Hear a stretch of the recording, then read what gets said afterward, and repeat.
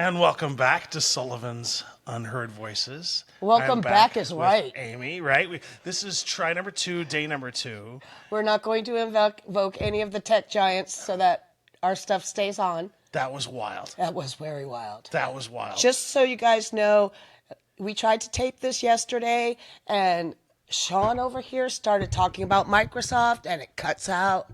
And then he commented something about Elon Musk, and it shut down. So we're not going to bring up any of the tech giants. We're not going to anger any tech gods. We're going to talk about Shawn today. Okay. Okay? That works. So, y'all know me.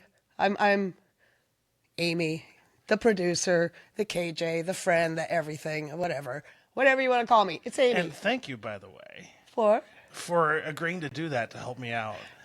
Like, what can I say? but it's like when you tell people that you need help and you have a disability, a lot of people just push back and say, "Well, just do it." Well, here's the thing. I am one of those people that have a horrible time asking for help because I always feel like it's an imposition. Oh, yeah. And so when I am able to help someone, I am always one to jump at that, especially if it's something that this is well within my means to help you with this. Yeah. Not at all a problem. When that happens, then I'm eager to jump because I need those people in my life. Yeah. It's all, I guess, a manifesting type of thing, if you want. Whatever, however you will. But I've always been one that I act like what I need in my life. Yeah. So. And I can appreciate that. And I appreciate it at so many levels because I, too, am one of, I hate asking for help. It's the worst. Well, not only do you have to get over the whole anxiety of making yourself, vulnerable and needy, but then you're opening up the whole risk of rejection, and God help you, all the people that have so much advice. They'll offer you help, but not the help you want, the help they think you need. Yeah. And that's not always helpful. Yeah. So I get it 100%. But Yeah. we're going to talk about you today. That's fair. I love that you're wearing your shirt. That's fair. Yeah. Your podcast shirt, because a lot of people comment on it. I know even at my shows, when you come in to my shows and you've got the shirt on, a lot of people comment on it. And it's his little podcast shirt. He's got a shirt that says, this is the podcast. And on the back it says he's autistic and ask him about it. And so that's what we're doing. We're asking him about it. Yeah, I've actually got 6 of them. Do you now? Yeah, right so on. It's not the same shirt. I actually have 6 of them. Okay, just so you know, he's not wearing the same nasty, dirty shirt over and over Right. again. Let's just make that perfectly clear. Yeah, and so the next round I'm buying more, and the next round I'm buying are going to be different colors. There you go. So That's probably a smart thing to do, because, yeah. Anyhow. Judgmental people, right? Yeah, they're out there. They're so out there. But we did talk a little bit yesterday about this weird sort of school experience that you had up in Washington. Maybe you could just give us a little rehash on that, because I'm still confused about this Evergreen College you went to. I can't understand the program. Yeah, but please tell us. The Evergreen State College is an anomaly. Because and I know we talked a little bit about, you weren't here.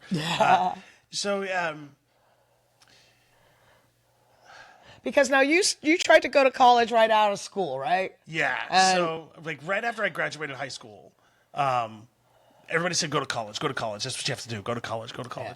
And so I went to community college. I went to Highline Community College and didn't do well because, I didn't know what I didn't know. Right. And then when I went back to college, it was a pure fluke.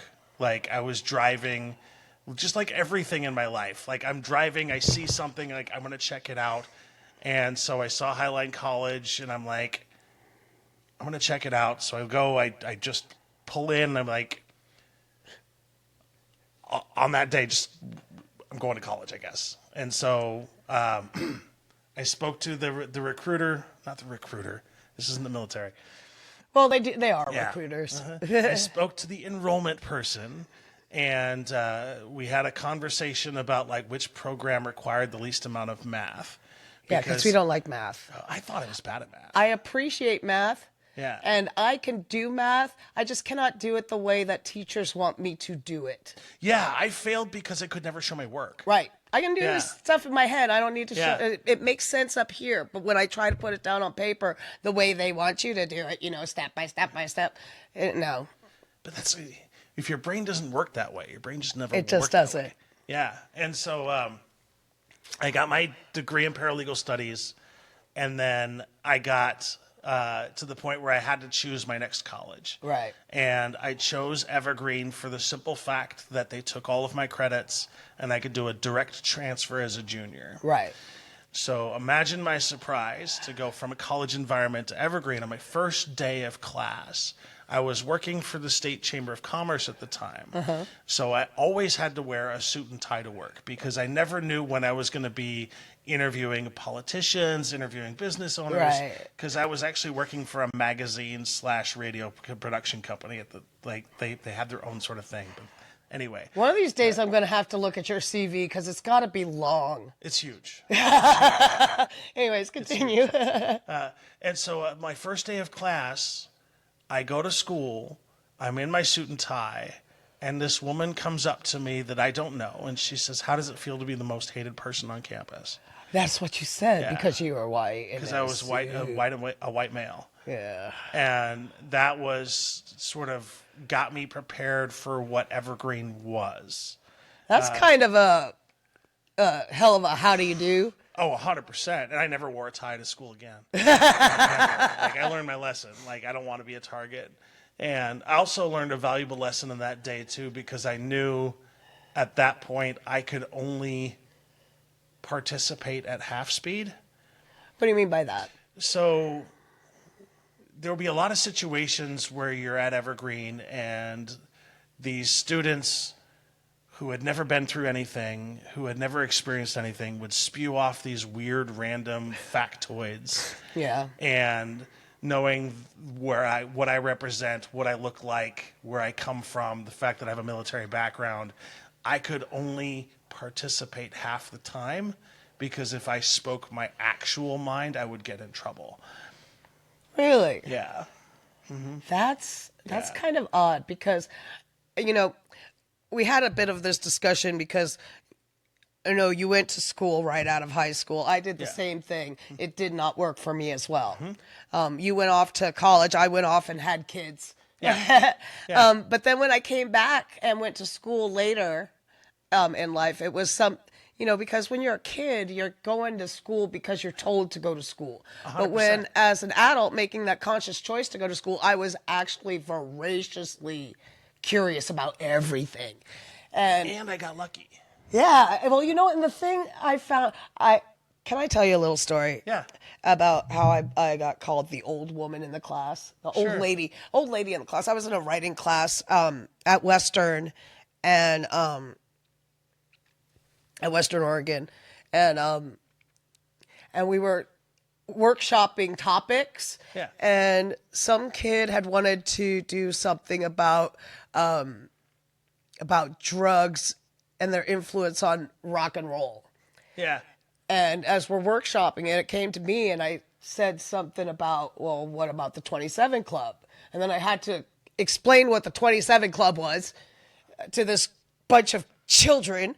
And then, so then we later write our rough drafts and we swap them and read them and critique them. And this guy next to me gives me his paper knowing full well I'm going to critique his paper. And in his paper, it actually mentions the old lady in the class. Wow. So, but the fact of the matter was I was there because I wanted to, and I couldn't learn enough while I was there. Yeah.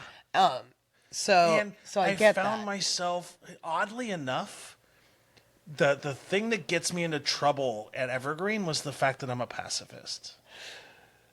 And so, like, when you would talk about soldiers or you talk about war, my vision is always, I don't want anybody to die. Yeah. And so we would have these debates in college, and I remember debates about the United States government. And when I pushed back and I would say things like, well, imagine how the Iraqis must have felt when we came in rolling with tanks and lowered their entire village and town. And Yeah.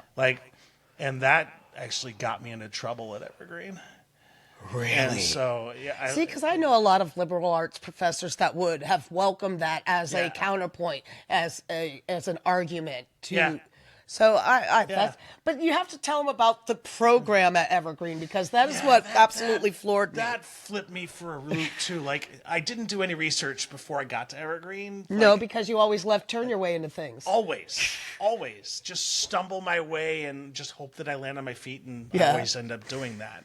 But I remember like that first week of college, and you get the idea of what the rules are, and you realize they don't do grades at Evergreen. Like, what do you mean you don't do grades? Like, no, you do participation stuff.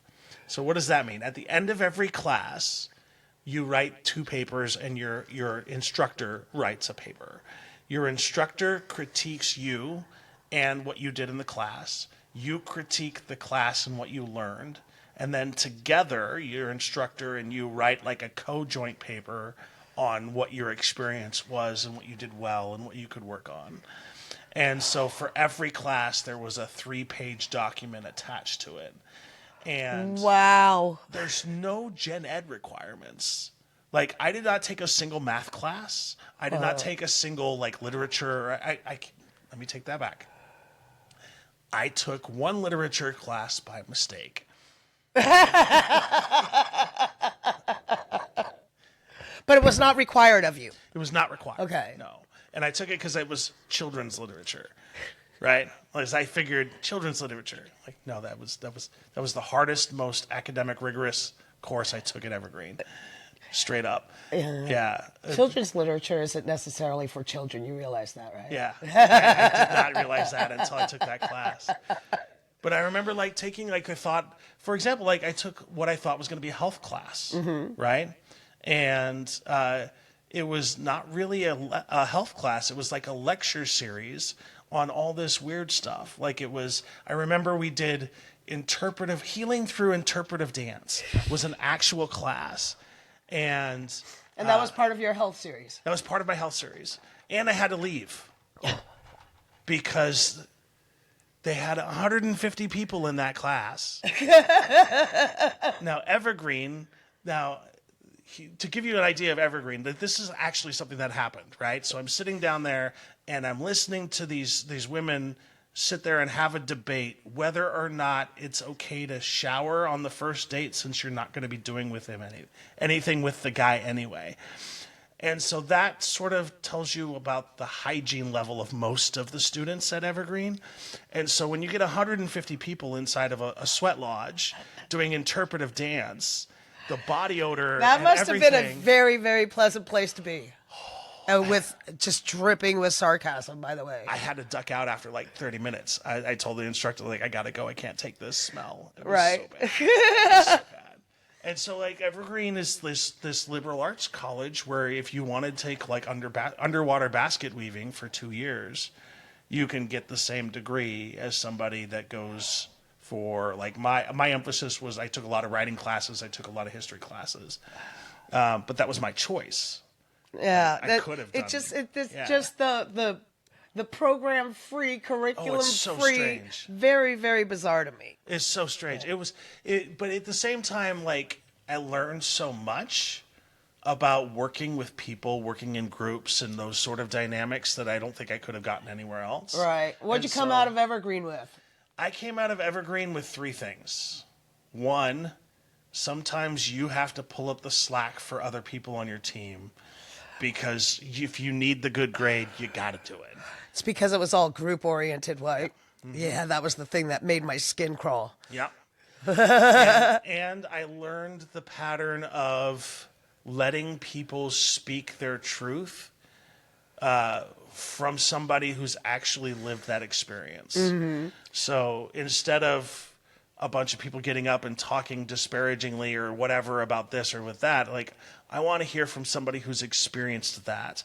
Right. who can tell me what really happens, what's really going on, as opposed to So idea. what did you actually come away from degree-wise, or like a Bachelor in the Arts degree. seriously? Yeah. Wow. Like I can't even claim that I have an emphasis in writing or a major in writing because Evergreen doesn't do majors or emphasis. So it's just a generic Bachelor of Arts. Bachelor of the Arts degree. Yeah. And that's one of the reasons I went to UW after that, is because I did hear a few times where they were questioning my degree and whether or not I would be a good fit in the company in the private sector because of the fact that I went to Evergreen. Like I did hear that a few times. And so that's when Interesting. that's what I went to UW for. But yeah. Yeah. So you heard me say left turns into stuff. That's because he left turned his way into college. Yeah. You left turned your way into where you're living now. Yeah. You just left turn your way and just take a random wrong turn and stuff happens for Shawn. Yeah. So in that same vein, let's get to your podcast, because a lot of people have a lot of really good things to say about you and your podcast. And I would love to know more about how it came to be. Yeah. Whatever possessed you. I worked for the State Chamber of Commerce. Uh-huh. And I'll never forget the best boss I ever had until currently was a gentleman by the name of Lex Nepomuceno. The most amazing Filipino dude you've ever met. Like, I love him to this day because he had a different way about him and how he managed. Because I remember sitting in his office and he says, "What do you know about radio?" And I say, "Nothing."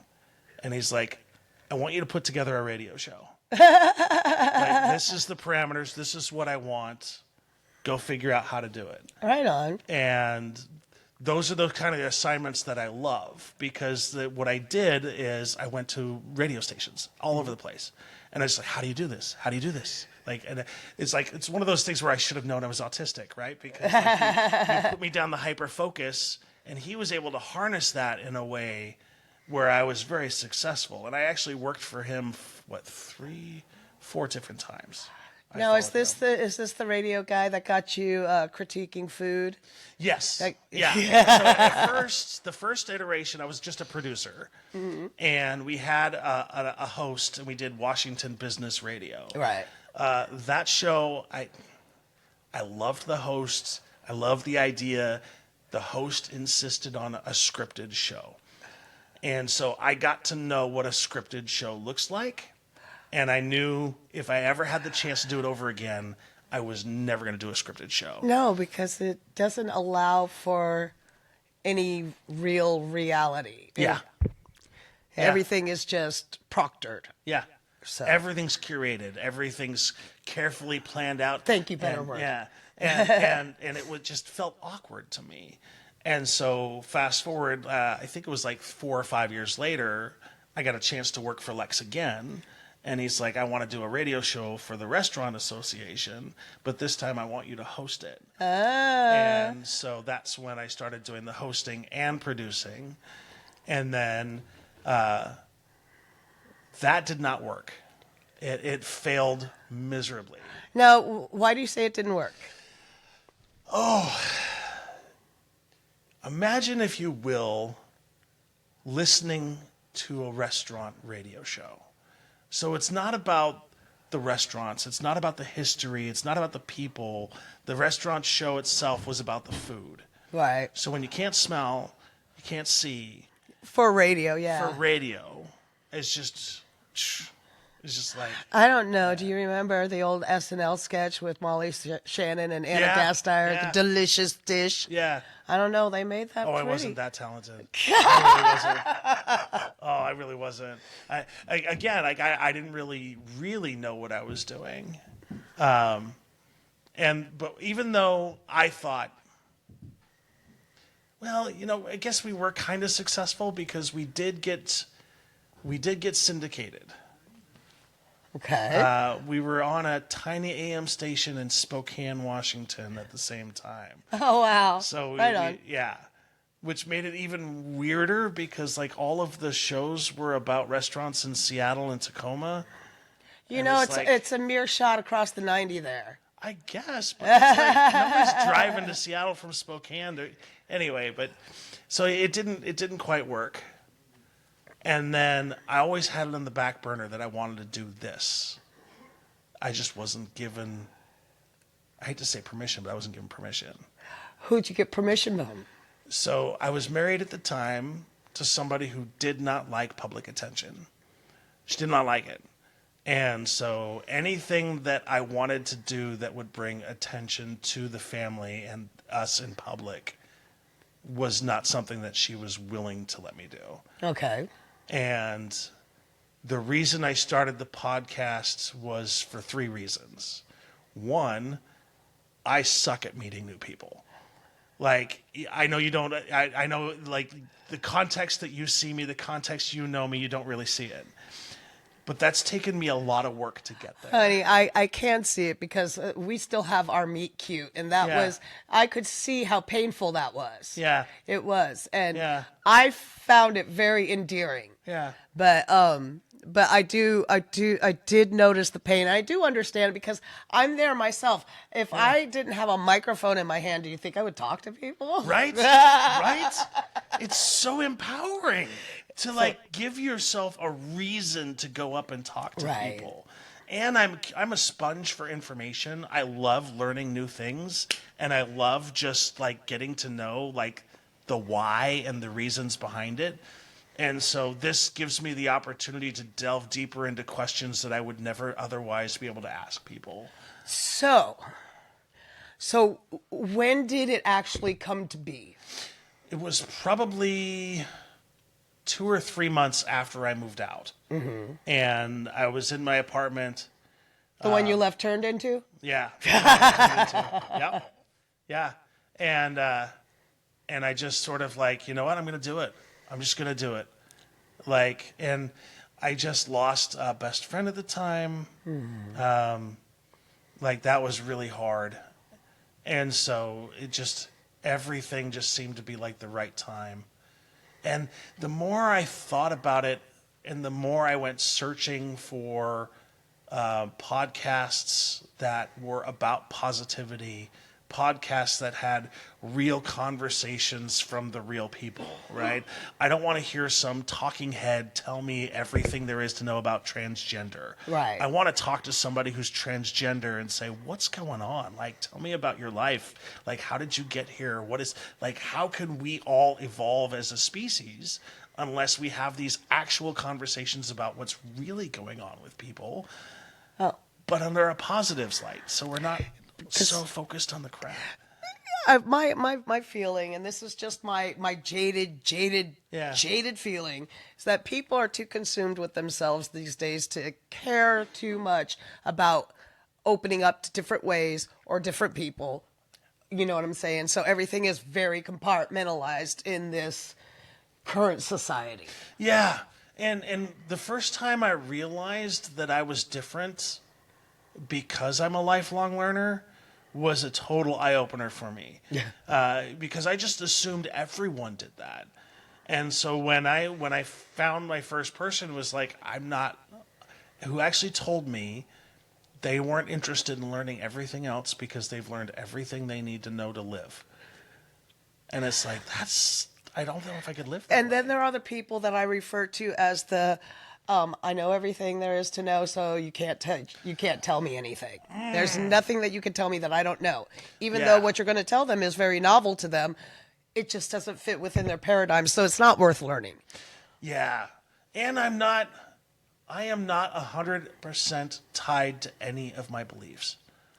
Well, that's something that I mean, that can be weighed one way or the other, but I'm one to always play devil's advocate. I always play devil's advocate. But the problem people might see with that is, oh, well, you don't have any firm held beliefs. But how I look at it is that because it makes you open to new ideas. Yeah. It allows you to be open to new thoughts, new facts that you may not even know of. And that's a tough one. Yeah. Isn't that? Well, it's tough, but it's also freeing, right? So But it does make you more open to have less, not that stranglehold on what you're going to think. Yeah, because if you would have asked me a year ago if I believed in aliens, I would give you a totally different answer than I would give you today.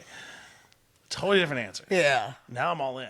The aliens are here. Like, I'm all in. Like there's too much. Like, I feel. How would I put this in a way that I would be. We can't be the only creature in this entire universe that walks, talks, does this kind of stuff that we're doing. I feel like that would be way too, I don't know if it's conceited or what the right term would be. It is a sort of arrogance. Yeah. I think that I feel it is because just the numbers, the sheer numbers. Because even though I tried to avoid all math, I did major in psychology, which meant I had to do statistics. But the sheer statistics of probability, given the massive size and space, and it is kind of arrogant. Yeah. And so, Excuse me. and I do have a lot of beliefs that I really firmly and strongly believe in. Yeah. It's just if facts present themselves that say that I need to adjust my thinking. Right. Like I was 18 years old before I realized that transgender was actually a thing. And I know I can see how people can get stuck in their ways and say, like, if you're 18 and you get introduced to your first transgender person, I could see you going one or the other. Like, do you leave yourself room to go, okay, what my religion told me about people who are transgender is not necessarily holding up in front of what's. You know what? I don't know that any religion says anything about transgender.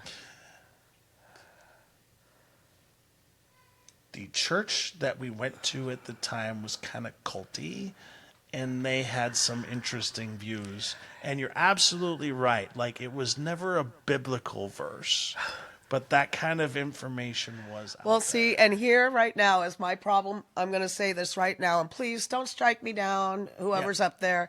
But I do not like organized religion. And to me, organized religion is a man-made construct, and that is exactly what it is. And it is men on high telling you what to do. Yeah.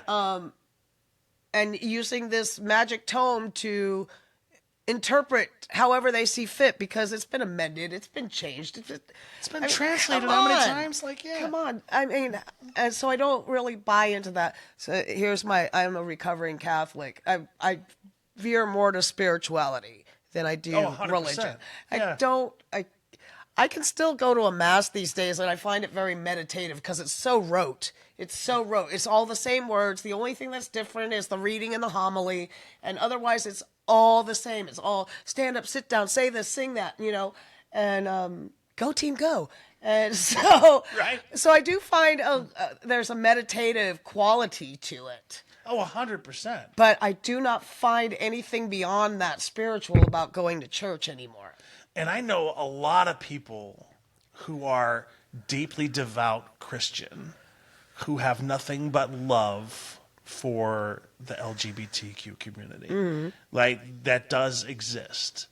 And if you are the kind of person that follows that word, and you are a true Christian in the fact that you love your fellow man, you treat people with respect and kindness, I'm all for it. Yes. It's when you get that judgmental piece in there that says that you're different, so therefore you're less than, that's when I go, I don't want nothing to do with you. Yeah. I'm sorry. You may not like that person, but God also created that person. So 100%. deal with it. Yeah. Yeah.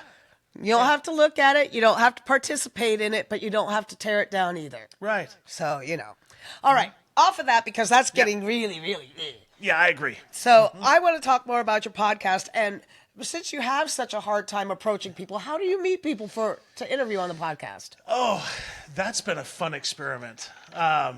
I'm waiting to hear. Well, it sort of depends, right? A lot of them just been by accident. Like, I met Nikki through you. And then talking with Nikki, the only reason she even agreed to do it, because it was brand new podcast, I didn't have an audience, is because of the logo. Yeah. And her sister loves unicorns. And so when she saw the logo, she's like, I got to talk to this guy. And then she introduced me to all of the musicians that I sort of meet, have been sort of through her. Yeah. And then meeting Timmer. Timmer's the part of the Blues Association, one of the best blues bass players I've ever seen in my life. And so it's just going to concerts, going to things like that and running into people. But then you have the other side of that where you meet people like Ron Coote, who owns the Mekong Bistro. Right. Who's, he's from Cambodia. He left Pol Pot and he was actually, had to witness his dad get murdered by the freaking government. And so to hear his story and his story of perseverance. But how did you meet him? Through Timmer. Really? Yeah. It's just a referral to. I know because Yeah.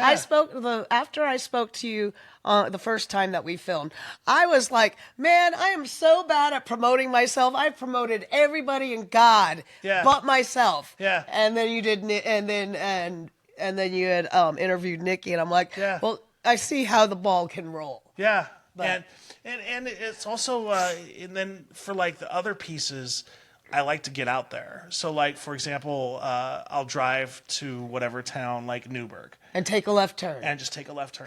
And that's how I ended up with the cheesemonger that I did the interview with. Yeah. She was awesome. Well, anything to do with cheese is awesome. I don't care who you are. Oh yeah. The only person in this great big giant world that I know that does not like cheese is my grandson, and I swear he's got to be adopted. I don't mean that, Asher. We love you. We know you're not adopted, but cheese. Cheese. That's a different. Wow. Right? Because I'm going through my Rolodex of people that I know, and I don't know a lot of people who don't like cheese. Even though I know so many people who are on the spectrum with food sensitivity. All of them love cheese. I know. It's so comforting. And there's nothing crunchy or hard about it. Yeah. It's wonderful. Well, it's consistent. And it's comfort. Yeah. It is. It's comfort. There's Yeah. something very comforting about cheese, and I don't know what it is. For me, it's the fact that it doesn't matter today, tomorrow, 6 months from now, you buy a block of Tillamook cheddar and you know what it's going to taste like. Yeah. And not a lot of products have that same consistency. Like, that's why I hate vegetables and fruits. Really? Yeah. Like, if they could make a fruit that, like, blueberries, I hate blueberries. No, because they're not all the same. Yeah. Like, you get 2 blueberries and they're totally different, and, like, I can't predict. How about sliced watermelon? If it were already sliced in little triangles and arranged on a plate for you, would that be okay? 6 months ago, yes. Now, no. Why? I did not understand to the extent that watermelons were genetically modified. It's just like, so I have gone on a health journey, hasn't helped much, but I've gone on a health journey of like trying to eliminate seed oils, trying to eliminate sort of like GMO foods. Yeah. But it's hard. It is hard. Because it's like, if you're on any type of budget, like, I work for the state, I don't make a lot of money. And if you make a decent amount of money, I would love to eat the diet that I want. Right. I can't afford it. There's just Is no it? way. And how sad is that?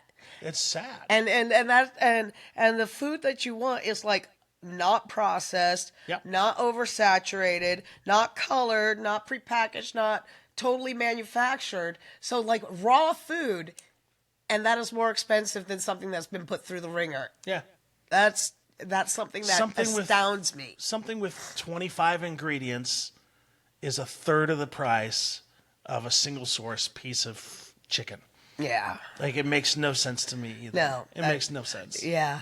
Like, it seems like our priorities are a little backwards. Why can't we subsidize the food that's actually good for us and not subsidize the crap? But, soapbox. that just gets into a totally different discussion that we don't want to have today. No, we don't. But I want to. So I'm sitting here with my little producer stash, and I'm like looking at some of these. Like, how did you manage to meet half of these people just left turns? Yes. I have this is what I get from Shawn. He brings me a whole bunch of pamphlets and business cards, and I get to contact them and get them on the show for them. But yeah, these are some of these businesses are so out there too that I would never imagine. You're gonna have the gal from Sniffinities on, and I just love the name of that company. Well, and a lot of it is just like I go around and I see, and then I'll talk to people, and I can kind of get a sense of whether or not they would be good on the podcast. Yeah. And really, the key piece is whether or not they're kind to me. If they're kind to me, then I will continue to have that conversation. And then I love to like just ask about stories, like how long have you been here? Like what prompted you to start? And if they say anything that's remotely strange or different, I'm like, oh, I would love to talk to you about that on the podcast. But then I also have other things that are in the back of my mind that I've always wanted to do an interview that I just have not been able to do. Such as?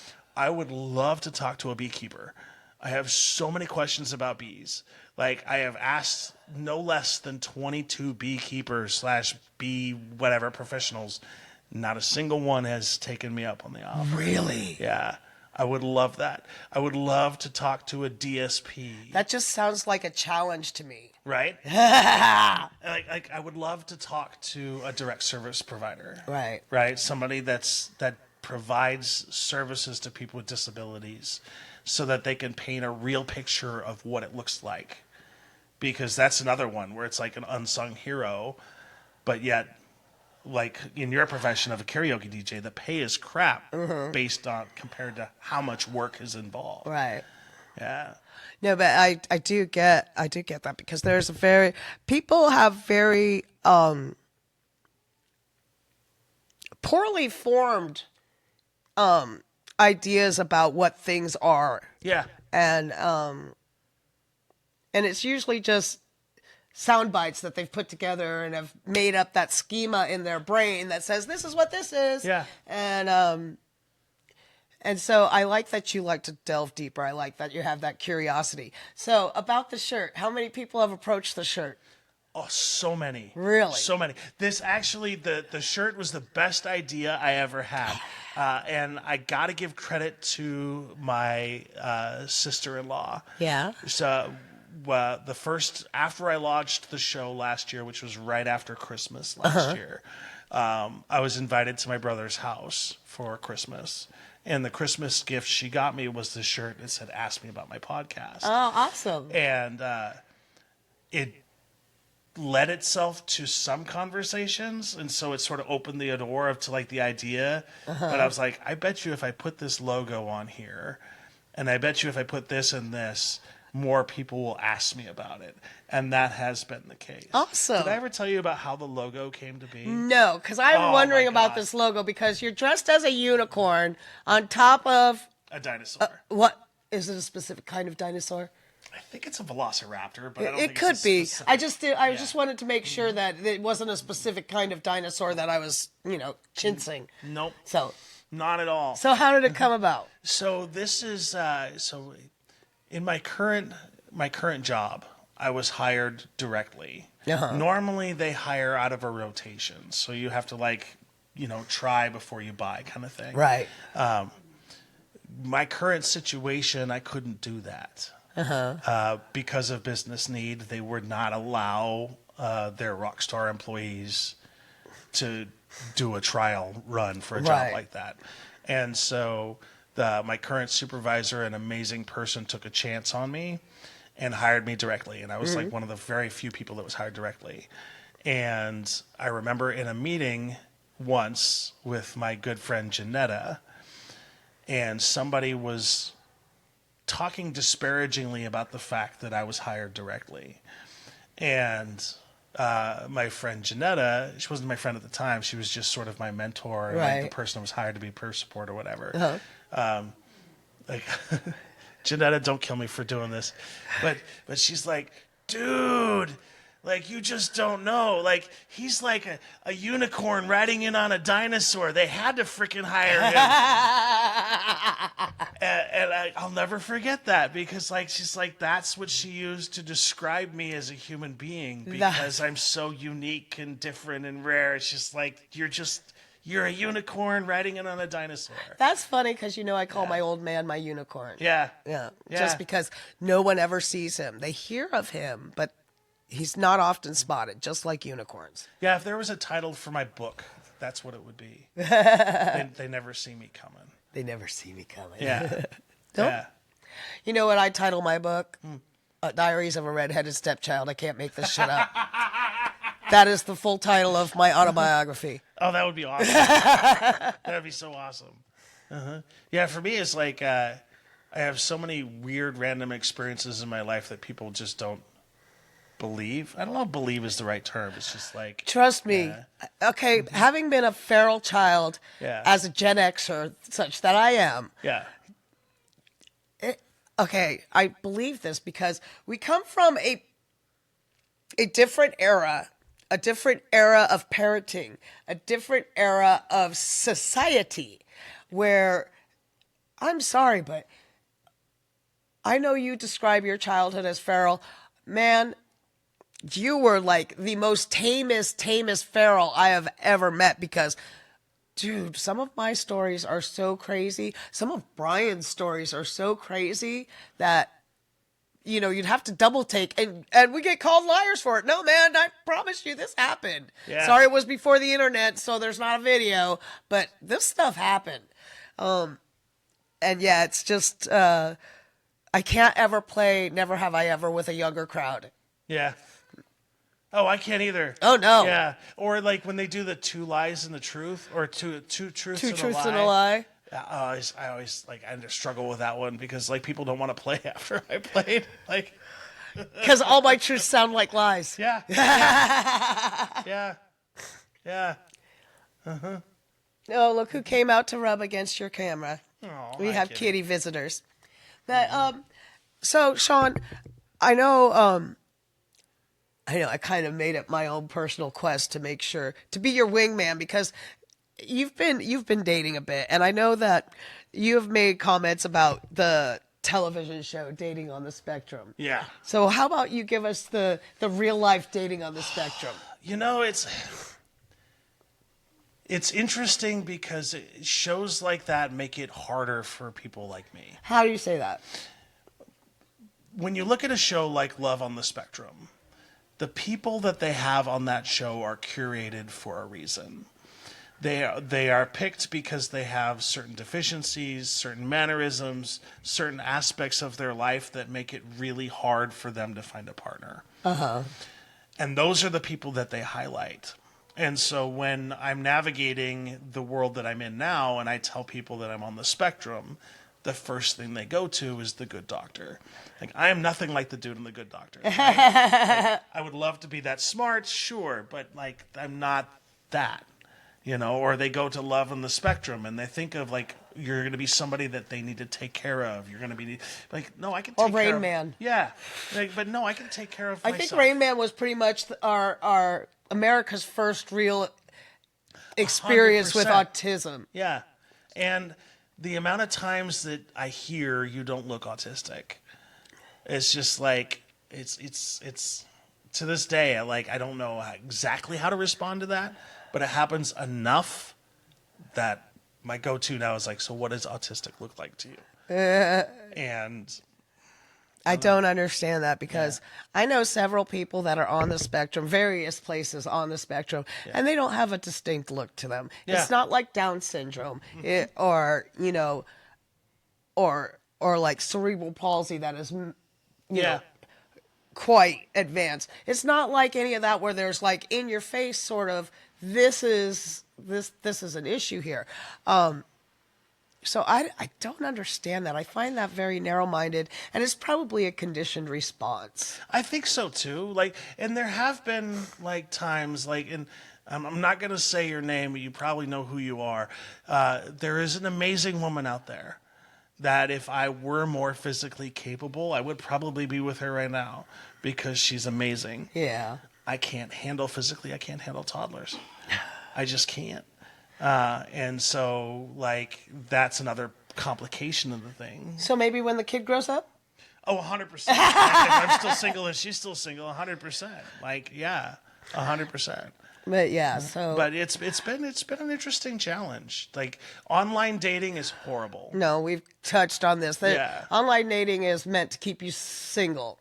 And then when I'm in person, it's really hard for me to navigate those waters, right? So, like, for example, I have only asked one woman out on a date in my entire life. No, you told me this the other day, and One person. And I didn't really ask her out on a date. I asked my friend to ask her out on a date. Oh, so you haven't actually asked So anyone I haven't directly. actually, outside of online dating, asked somebody out on a date.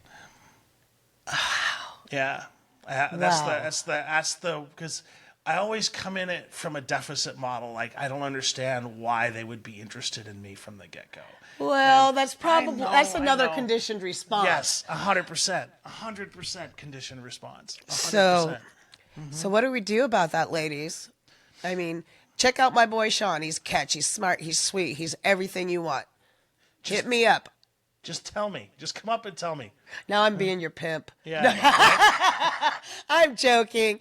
He knows I'm out here to find his dream girl for him. I'm going to be his wingman till we actually accomplish that task. And she knows she could, and you could joke about it too, because I'm not a one night kind of guy. I can't do It's that. true. It's true. I can't We've do already that. had the discussion about taking people home from the bar. Yeah, I can't do that. No. I can't do that. No, you definitely want to. No. Although you're giving me good advice about, like, trying to get them to see me outside of that environment. Yeah. You know, get a number and call them for coffee. Meet them for coffee the next day. Away from the alcohol, away from the bar, in the light of day, when things always look different. Yeah. And then you'll know. And then the other part that's interesting is that usually what happens is they want to be my friend. And so, but I'm kind of, I don't know how to say this other than I'm friended out. Right now. I have so many friends, guys. I'm done. But that's not it. Like, I don't have so many friends. It's like, I'm autistic and I can only handle like 4. You have way more than 4 friends. Oh, 100%. I know, but it's like you have those. That's another thing. Like, a lot of people on the spectrum struggle with is this idea or concept of friends. And I have figured out it's not that we struggle with the idea or concept of friends. It's that nobody taught us what the role or rules of friendship are.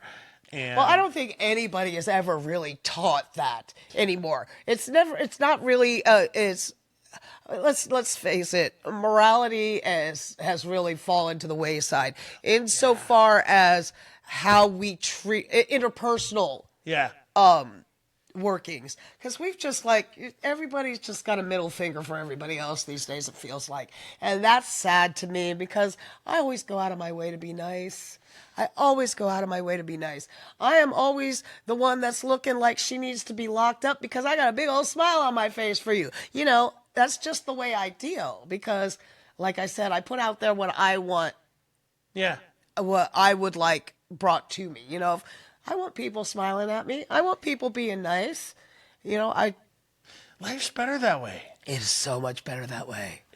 I don't think, like a lot of people don't understand how much work being mean really is. It is. It is so much work. And it's exhausting. It is mentally and physically exhausting to be mean. It really is. Because it doesn't take that much effort to lead with kindness. No. And I know there are people out there that struggle with empathy, and I know there are people out there that struggle with certain situations. But even with people who struggle with that, can still lead with kindness and get kindness returned to them. Yeah. Oh, we have a visitor. We're so cute. You can't see, but one of my cats just climbed up onto up on the lap. Say hi, Mama. That's Turbo. Hi, Turbo. She came up to visit. She's probably trying to get to Mom to get belly rubs because she's being very weird. Oh. If I sit back, she's right on here. Yep. Oh, no, she likes you. Ooh, Brian, you may have a competition for your cat's affections. That's fabulous. Oh, don't press any buttons. Okay, clear. And then, of course, like the other part of the last piece that sort of prompted the podcast to begin with is I wanted to give people on the other side an outlet to be themselves. Because, like, so many times, like, you get an idea of a person based on 30 seconds. That's not enough time to formulate an opinion about somebody. And oftentimes you get opinions are about wrong. people from other people. Oh, like, 100%. that person? No, you don't want Yeah. to be messed up with them. Yeah. Or, that person's great. Yeah. Or, you always get feedback in some way. And man, I don't know. Where did that come from? Sometimes I'm like, you see like somebody's portrayal of a person, and you're like, how do you get there? Like I don't I have understand. no idea. I have no idea. I can't answer for other people because I don't know. I don't know the minds of other people, which is something that I wish I had that Swami-like capability. It would probably make my life a whole lot easier, noisier, but easier. Yeah. And Yeah, mine too. yeah, it will. That wish will never come true, but I can still dream. 100%. So my goodness, what else do you want to tell? What else do you want to tell the people out there? Yes. Actually, this is a good thing. I'm glad you asked this question. If you know somebody that has made it through the ringer and has gotten to the other side and life is good, I want to talk to that person. So if you know somebody that has a unique and amazing story, please reach out to me on Facebook, reach out to me on TikTok, whatever, and let me know about them. And then he'll shuffle you off to me to get you booked. Yes. Oh, Shawn, I do so love our little sit downs. Yeah. Our chitty chats are always so much fun. And I don't, like when I see you at work, I don't get to sit down with you so much and talk. Yeah. It's like 5 minutes here, 5 seconds there, and because I'm always in such a rush. But I do love sitting down with you. And I wish we could do it more often. It doesn't have to be on camera, but we need to do it more often. Oh, Just sitting down and 100%. chitty chatting. 100%. It always need makes to- my brain feel good after talking to you. I have so many questions about the Ramones at some point. Oh Yeah. my goodness, those are my boys. Yeah. Those are my boys. I have Yeah. so much I could tell you about the Ramones. Oh, I can't wait. All right. So, any last words before we call off and I go pig out? Be kind, be nice, and I love y'all. Yeah, I say the same thing. Yeah. Actually, I say, just remember, we're all members of the humankind. Yeah. So be human and be kind. Yeah. Because no one likes a douchebag. And if anybody can get Meg Myers as a guest. So she wrote a song called New Society, and she wrote a song called Children of Light, and her lyrics are very much about that. And it's like, can you imagine a society where people aren't judged by their outwardly appearance, and that you can be whomever you want to be and just be free? Like, It should be that way. That's idyllic. And hey, Gene Roddenberry, let's do this. yeah. Yeah. All right.